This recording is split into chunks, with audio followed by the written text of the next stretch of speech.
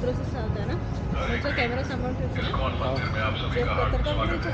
अपने कीमती सामान का ध्यान रखें। कदमों से सावधान रहें। कृपया अपने जूते चप्पल जूता काउंटर पर ही रखें। धन्यवाद। गांधी आश्रम बघितल्यानंतर आता आपण डायरेक्ट आलो आहे इस्कॉन टेम्पल अहमदाबाद येथे। गांधी आश्रमपासून ओला ऑटोने 50 ते 55 रुपयामध्ये इथपर्यंत आपण येऊ शकतो। मंदिर खूप छान आहे, फक्त थोडंसं सुरुवातीचं जे अनाउन्समेंट ते कंटिन्यू चालू राहतं ते थोडंसं इरिटेटिंग आहे।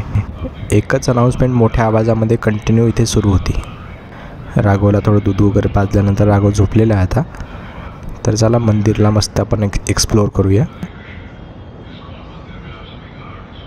बाहेर जेवढ्या जास्त प्रमाणात ऊन आहे तेवढंच आतमध्ये थंडावा जाणवतो। खूप सुंदर असं हे मंदिर बनवलं आहे। तर चला आतमध्ये जाऊया।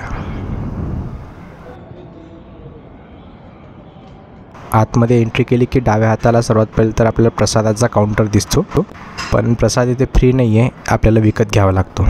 श्रीकृष्णाचं संपूर्ण जीवनचरित्र त्या दोन्ही भिंतीवर त्यांनी रेखाटलेलं आहे। दोन्ही बाजूला वरच्या साईडनं जर बघितलं आपण तर नॅचरल सूर्यकिरणं जे आहेत ते आतमध्ये येतात, पण बिलकुल आतमध्ये शांतता आणि थंडावा जाणवतो। इतकं छान वाटते, इथं मन प्रसन्न होऊन जातं।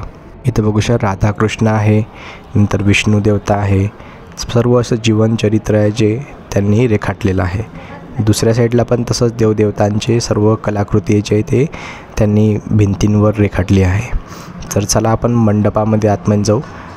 ॲक्च्युली हा जो पोर्शन असतो त्याला मंदिराचा मंडप म्हटलं जातं। तिथं बसून देवाची आराधना केली जाते। आता सध्या वाजले आहेत 12। आता जे मंदिराचं गर्भगृह आहे त्याचे पडदे जे आहेत ते सध्या लावलेले आहेत। आम्ही चौकशी केल्यानंतर माहिती मिळाली की 12:30 वाजता हे जे पडदे आहेत ते उघडले जातात। देवाला भोग लावण्याचं जे काम असते ते आता चालू असते त्यांचं आतमध्ये। तर तोपर्यंत आपण इथे समोर बसूया आणि देवाचं थोडंसं ध्यान करूया। तसं मंदिरात खूप शांतता आहे। मंदिराच्या चारही साईडला प्रत्येक खांबावर खूप छान असे कलाकृती जी आहे ते रेखाटली गेलेली आहे। आपण वर पण पाहू शकता, वरच्या साईडला पण खूप सुंदर असं राधाकृष्ण आणि त्याचा पूर्ण जो किस्सा आहे तो पूर्ण रेखाटला गेलेला आहे।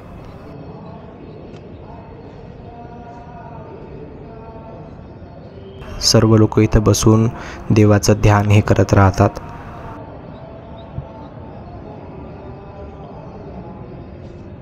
राघव थोडासा चिडचिड करत होता, त्यामुळे आम्ही मंदिरातच थोडं इकडे तिकडे त्याला फिरवत होतो, कारण 12:30 वाजले होते। आता मंदिराचे गर्भगृहाचे पडदेसुद्धा उघडले।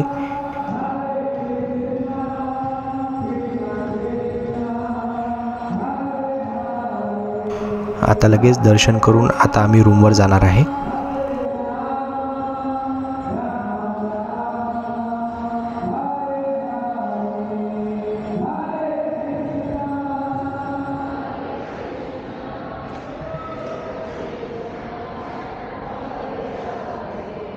तर चला आपण सर्व सोबत दर्शन करूया।